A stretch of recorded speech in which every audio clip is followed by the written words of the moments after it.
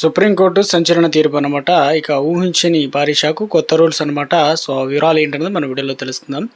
చూసిన ప్రతి ఒక్కరు కూడా ఒక లైక్ చేయండి. అదేవిధంగా ఛానల్ సబ్స్క్రైబ్ చేసుకోండి. సో, గవర్నమెంట్ నుంచి ఏ చిన్న అప్డేట్ వచ్చినా మీకు వెంటనే వీడియో రూపంలో అందించడం జరుగుతుంది. ఇక్కడ లేట్ చేయకుండా డైరెక్ట్ టాపిక్లోకి వెళ్ళిపోతుంది.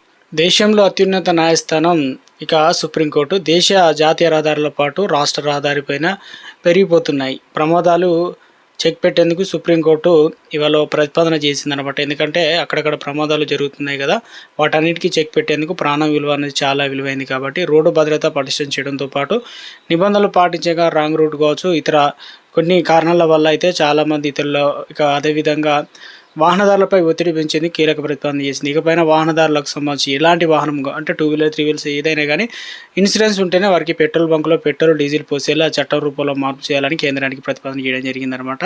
సో ఎందుకంటే ఇప్పుడు ప్రాణం విలువ అనేది ఎక్కువైంది. అదేవిధంగా ఇన్సూరెన్స్ అనేది చాలా తక్కువ మంది అయితే ఉంటుంది కాబట్టి రోడ్లపై 50% ఇన్సూరెన్స్ లేకుండా వాహనాలు తిరుగుతున్నాయి. 100లో అంటే చూడండి.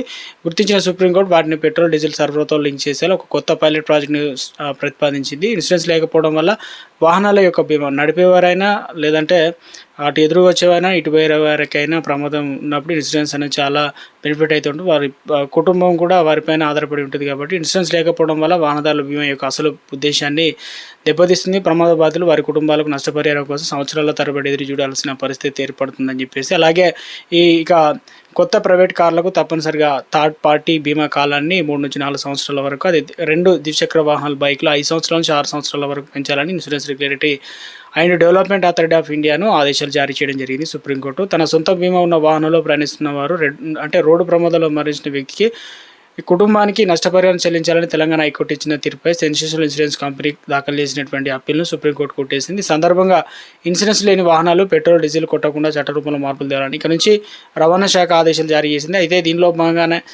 పెట్రోల్ సహజ వాయువుల మద్దతు శాఖ కూడా ఎలాంటి అభ్యంతరం అయితే వ్యక్తం చేయలేదు. రోడ్లపై ఏర్పాటు చేసిన ఆటోమేటిక్ నెంబర్ ప్లేట్లు, ఫేషియల్ ఏదైతే రికగ్నిషన్ కెమెరాలు, వాహనాలు డేటాబేస్ ఇన్సూరెన్స్ ఇన్ఫర్మేషన్ బ్యూరోతో లింక్ చేయాలని కోర్టు ఆదేశాలు జారీ చేయడం జరిగింది. ఇవన్నీ కూడా లింక్ అవుతాయి అన్నమాట. తద్వారా బీమా లేని వాహనాలు ఆటోమేటిక్గా గుర్తించి వాటికి చలన్లు జారీ చేయవచ్చు. అలాగే ట్రాఫిక్ పోలీసులో కూడా డేటాబేస్ లింక్ చేసి చేతి పరికరాలు లేదా యాప్లను ఇవ్వాలని అన్ని రాష్ట్రాలకు ఆదేశాలు జారీ చేయడం జరిగింది. నిబంధనలు అమలుకి వచ్చాక బీమా లేని వాహనాలు నడిపే వారిపై పెంచిన జరిమానాలు కఠినంగా అమలు చేయబోతున్నారు, వసూలు చేస్తారు. తాజాగా నిబంధనల అమలులోకి వస్తే మొదటిసారిగా నేరానికి వాహనం వార్షిక బీమా ప్రీమియం 3 రెట్ల నుంచి 5,000 రూపాయలు, అదేవిధంగా రెండిట్లో ఏది ఎక్కువ అయితే అది జరిమానా అయితే విధించడం జరుగుతుంది. తర్వాత నేరాలు ప్రీమియం 5 రెట్లుగాను 10,000 కట్టాల్సి వస్తుంది. రెండిట్లలో ఏది ఎక్కువ అయితే అది జరిమానా విధిస్తారనమాట. తప్పనిసరిగా ఇన్సూరెన్స్ అయితే బండికి కట్టుకోవాల్సి అయితే ఉంటుంది. అది మన అందరి సేఫ్టీ కాబట్టి వాహనదారులు తమ బీమా స్టేటస్ తెలుసుకునేందుకు కూడా ఏర్పాటు చేయాలని తెలియడం, అలాగే టోల్ గేట్ ప్లాజా వద్ద కూడా ఆగకుండా టోల్ విధించేలా ఏర్పాటు చేయాలని ఆదేశాలు జారీ చేయడం అయితే జరిగిందనమాట. సుప్రీంకోర్టు సంచలన నిర్ణయం తీసుకోవడం జరిగింది. అన్ని రాష్ట్రాలకి